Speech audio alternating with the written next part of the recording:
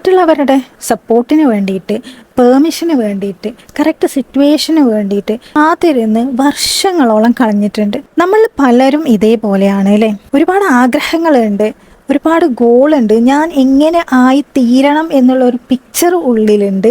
പക്ഷെ അത് പുറത്തേക്ക് കൊണ്ടുവരണമെങ്കിൽ നമ്മൾ കാത്തിരിക്കും. എൻ്റെ ചുറ്റുമുള്ളവർ സപ്പോർട്ട് ചെയ്യാൻ, അതുപോലെ ചുറ്റുമുള്ളവർ എന്നെ പെർമിറ്റ് ചെയ്യാൻ, അതുപോലെ കറക്റ്റ് സിറ്റുവേഷൻ വരാൻ വേണ്ടിയിട്ടില്ലേ. അങ്ങനെ കാത്തിരുന്നാലും ചിലപ്പോൾ നിങ്ങൾ മാസങ്ങളോളം വെയിറ്റ് ചെയ്യേണ്ടി വരും, ചിലപ്പോൾ വർഷങ്ങളോളം വെയിറ്റ് ചെയ്യേണ്ടി വരും.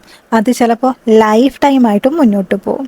കാരണം നിങ്ങളുടെ ചുറ്റുമുള്ളവർ നോക്കിക്കാണുന്നത് അവരുടെ കാഴ്ചപ്പാടിലൂടെയാണ്. നിങ്ങളുടെ ഉള്ളിലുള്ള സ്വപ്നങ്ങളും ആഗ്രഹങ്ങളും അതിൻ്റെ തീവ്രതയും അറിയാവുന്നത് നിങ്ങൾക്ക് മാത്രമാണ്. അത് മറ്റുള്ളവർക്ക് കാണാൻ പറ്റില്ല.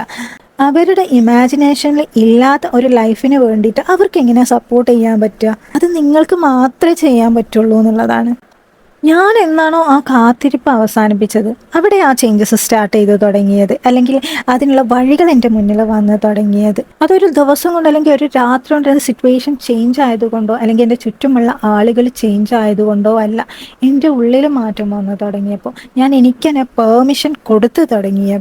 ആൻഡ് ഇതേപോലെ നിങ്ങളും കറക്റ്റ് സിറ്റുവേഷന്, അതുപോലെ പെർമിഷന്, സപ്പോർട്ടിന് വേണ്ടിയിട്ട് ഒരാളെ വെയിറ്റ് ചെയ്ത് നിൽക്കുവാണ് എന്നുണ്ടെങ്കിൽ, just stop that waiting and start doing.